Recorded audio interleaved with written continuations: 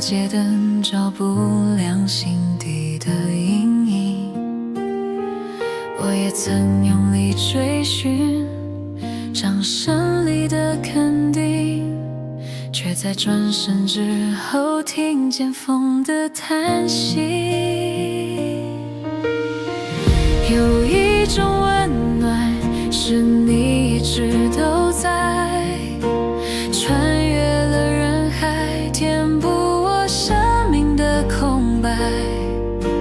耶稣，你的手牵着我不放开，纵然失去所有，你的爱无可取代。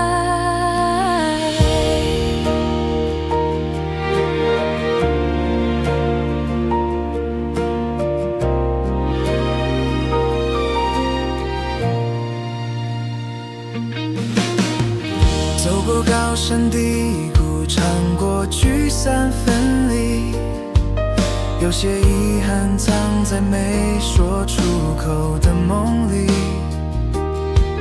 当世界变得冷漠，勇气渐渐枯竭，有一个温柔声音轻轻呼唤着我。有一种温暖是你一直都在，穿越了人海，填补我生命的空白。耶稣，你的手牵着我不放开，纵然失去所有，你的爱无可取代。各位弟兄姐妹平安。今天早上我们一起来读何西阿书第5章1到15节。在读经文之前，我们一起来祷告。亲爱的上帝，感谢你让弟兄姐妹们今天早上或是今天有时间的时候，能够播出一个分别为圣的时间，一起来领受你的话语，一起来专注在你的面前读经。主啊，求你保守我们以下读经祷告的时间，都能够开启我们的眼，开启我们的耳，开启我们的心，让我们能够用心感受神要放在我们身上的每个心意以及每一句话。我们这样祷告是奉靠主耶稣基督的圣名祈求，阿们。我们一起来读何西阿书第5章1到15节。祭司们啊，你们要听；以色列人啊，你们要留意；皇国亲戚啊，你们也要听。你们应该凭公正审判人，现在反要受审判了，因为你们已成为设在米斯巴的圈套，张在他伯山的罗网，挖在石亭的陷阱。我一定要惩罚你们。我很了解以色列人，他们瞒不住我，他们对我不忠，不配敬拜我。第4节，以色列人的恶行阻碍他们归向上帝，他们因为拜偶像就不认识上主。以色列人的傲慢成为自己的罪证，他们的罪恶使他们跌倒，犹大人也跟着他们跌倒。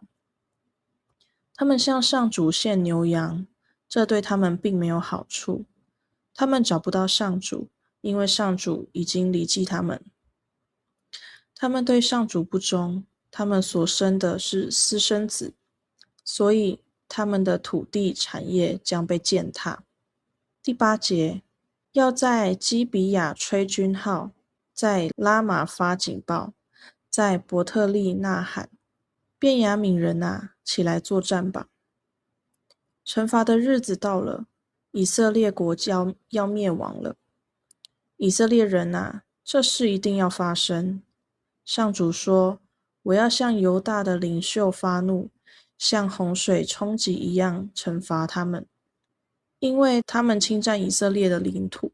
以色列将被欺压，失去上帝所赐的土地，因为他一再向那无能的邻国求援。所以我要摧毁以色列，也要消灭犹大。当以色列发现自己的病多么沉重，犹大看到自己的伤多么严重，以色列人就去见亚述的大王，向他求援。可是他不能医治他们，也不能包扎他们的伤口。14节，我要像狮子一样袭击以色列人，像少壮的狮子攻击犹大人。我要亲自撕裂他们，把他们拖走，没有人能够救他们。我要丢弃我的子民，直到他们知罪回来找我。在苦难中，他们会急切地寻求我。何西阿侍奉的年期很长，经历南国乌西雅、约坦、亚哈斯、西西家王，同期是北国耶罗波安二世，以及接下来的6任君王。他一直服侍到北国以色列亡于亚述之后。他服侍的焦点在于南北国的外交。当时北国与北边毗邻的亚兰国结盟，想要消灭犹大国，统一迦南地。犹大国则找刚兴起的亚述帮忙，兄弟征战。胜败是否靠外交和盟友呢？胜败不在乎兵马有多快，武器军力，人在乎耶和华，因为神掌管一切。南北国各自寻找自己的盟友，都不寻求神。何西阿在此时发出警告。第1节的这些话是对祭司说，对以色列家说，对王家说，领袖啊，你们要知道神的审判临到，因为他们正动员全国来打仗，如网罗张开，要把犹大国往上来。他们要攻打自己的弟兄，所以神警告他们会遭受审判。第2节，这个举动是悖逆的事，如此施行杀戮是神不喜悦的。神说他要责备所有人，因为他不喜悦这事。第3节，北国以色列无法向神隐藏，以为静悄悄的行事就能瞒过神，其实他什么都晓得。以色列连结亚兰王，甚至跪拜亚兰王大马色的神明，以致被玷污。第4节，这些领袖和众人去勾结亚兰，为要攻打犹大国，甚至不惜拜外邦的神明，又进贡他们。他们的行为使他们不能归向耶和华神。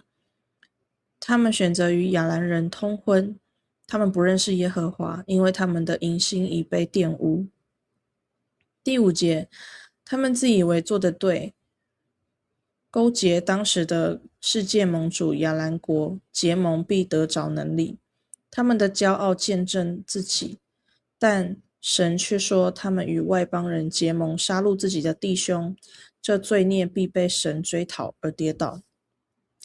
犹太也不好，因为他同样处心积虑的联合亚述去攻打亚兰和以色列，同样是起了淫心，不认识神。第6跟第7节，无论是以色列还是犹大，当他们牵着牛羊去寻找神时，必定找不着，因为神已经转离他们。他们不止信仰上行淫，更实际上与异国通婚，这是神禁止的事。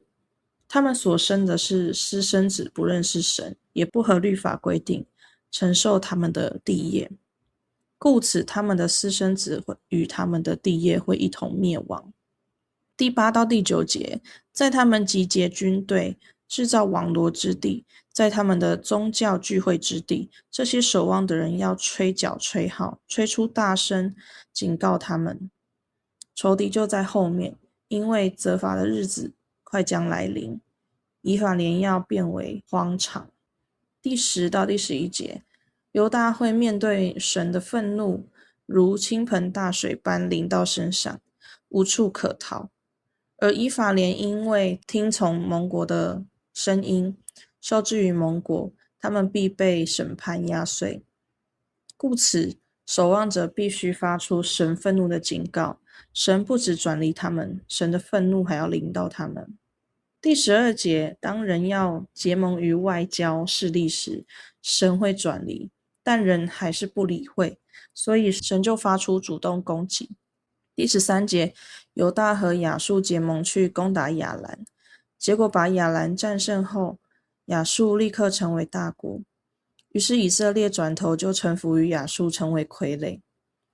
犹大也继续服侍亚述，但神说亚述不能帮助以色列和犹大，亚述只是穷凶极恶的剥削者，最后投靠他的反而遭灭亡。第14节，当人去依靠亚述，神就使用亚述来攻击投靠者。第15节，原本神已经离开了，但看见亚述如此对待犹大和以色列，使之如此艰难，就不忍心，神要回到原处，等待人的悔改和寻求，因为他要发出怜悯。神不会永远抛弃人，他必会回来，因为他有怜悯。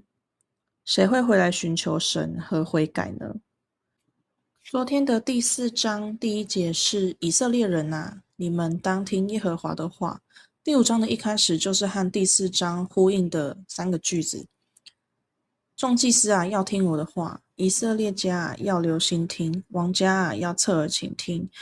审判要临到你们，因为你们在米斯巴如网罗，在他伯山如铺张的网。米斯巴位于南方于犹大的边界附近，他伯山位于北方平原，这2个地方都有敬拜偶像的祭坛。祭司是精神领袖，王家是行政领袖。3句话很清楚，是面对从上到下的所有人。作为普通民众的我们，是否有把责任推出去的倾向？说从上面下来的跟我没关系。这里的信息包括第2节直指人心，清楚地说明了所有人的罪。第3节说到了以法莲，关于他的故事在创世纪第48章。他的父亲约瑟就是小时候被卖了，然后当了埃及宰相的那个人。他的祖父雅各死前，约瑟把次子以法莲和长子马拿西带到雅各面前祝福。从此以法莲和马拿西经常被提升到跟上辈12支派并列。以法莲是昌盛的意思，雅各也说他的后裔要成为多族。以法莲确实是非常繁荣的大族，人数比上一辈的便雅悯支派还要多。本章提到了8次的以法莲，并不是说其他支派都没事，应该是用以法莲代表所有北方以色列人。注意当时南北分裂，所以南方的犹大和便雅悯是分开说的。圣经教导中经常利用肉体上的淫乱指向拜偶像这种属灵上的淫乱。神命令先知何西阿娶淫妇为妻，从而写下这本书。这些背景我们从前几天在第1到第3章都学习过。第3节说敬拜偶像的行为是行淫，第4节说的淫心是指敬拜偶像的意思。拜偶像也可以泛指一切优先次序高于神的事情。今天在偶像前面跪拜上香的人不多，但是我们心中的其他事情，例如房子、车子、股票，难道不是无形的偶像吗？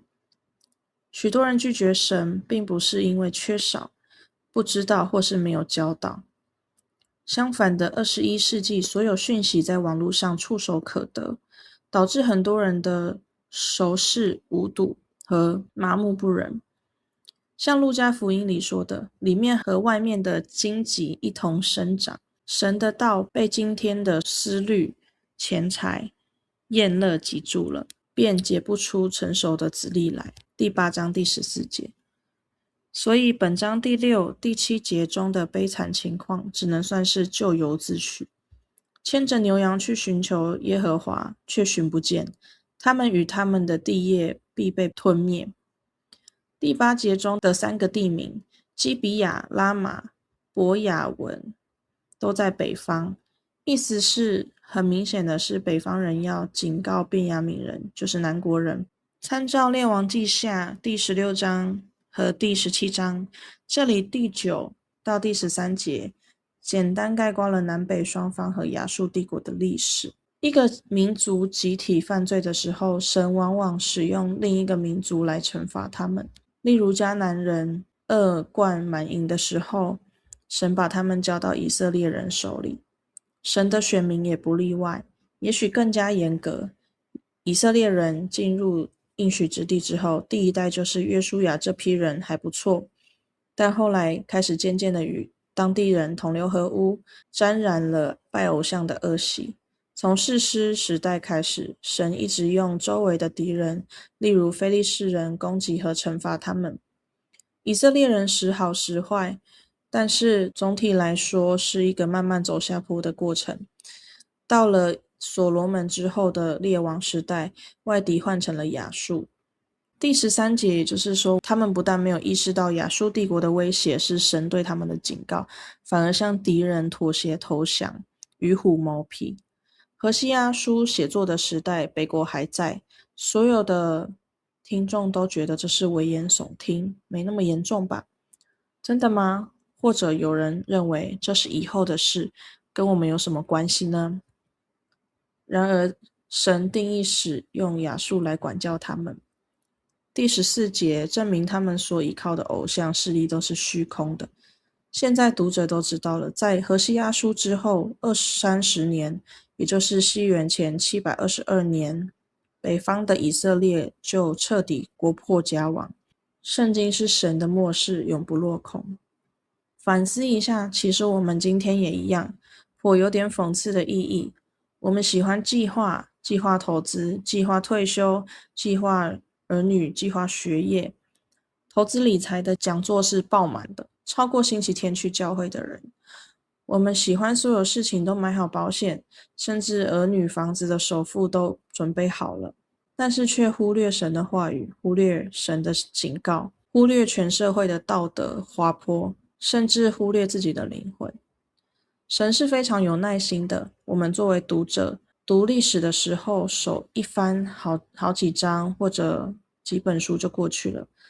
但是大家请记住，北方以色列从立国到灭亡超过200年，南方犹大国在西元前586年陷落，持续了近400年。想一想，开启中国现代史的辛亥革命也不过是100多年前，震动全世界格局的第2次大战也不过是70多年前。那么400年是多么漫长的时间？400多年，神一直在外部用各国在警告他们，在内国用许多先知劝告他们，就像本章的第15节结尾一样，像一个慈爱的父亲。我要回到原处，等他们自觉有罪，寻求我面。他们在急难的时候必切切寻求我。一直到今天，神都在等待他们，等待我们，也等待你。提供给大家2个问题思考：一、人当如何行才能归向上帝？当如何敬拜上帝，以及讨上帝的喜悦？第二，当你生活中遇到什么事情你会自觉有罪呢？你在困难危急时刻通常寻求谁的帮助呢？亲爱的朋友，爱你的神永远都在家里等你，等你明白，等你悔改，等你回家，重新与他建立关系，享受他的爱。所以今天就让我们为生命蒙引导来祷告吧，求圣灵引导我们时时刻刻都有自觉的心，能及时发现错误，不再迷失回家的方向。让我们一起来祷告。亲爱的神，感谢你今天用何西阿书第5章来提醒我们，这2700多年前的故事其实还在我们周围发生。感谢你今天还在等候我们回转，等候我们寻求你。靠着耶稣基督，我们也感谢你的应许，因为你说凡祈求的就得着，寻找的就寻见，叩门的就给他开门。求神给我们每个人一颗祈求的心，寻找你的心，叩门的心。在这个混乱、骄傲、一切以我为主的时代，让我们学会放下自己，放下自己的感觉，愿意听你的声音，愿意回转归向神。我们这样祷告是奉靠主耶稣基督的圣名祈求，阿们。祝福弟兄姐妹今天一天能够平安顺心，也一天能够沉浸在神的话语里面，蒙神的保守与祝福。你看过我流泪，看过我的疲惫，却说我是宝贝，值得被你赎回。过去的重担，如今完全释放，在你怀抱里，我找到真正的安慰。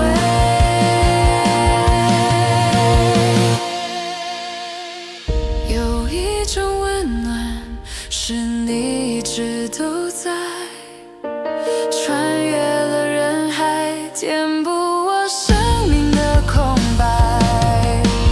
耶稣，你的手牵着我不放开，纵然失去所有，你的爱无可取代。有一种温暖，是你一直都在，穿越了人海，填补我生命的空白。耶稣，你的手牵着我不放开，纵然失去所有，你的爱无可取代。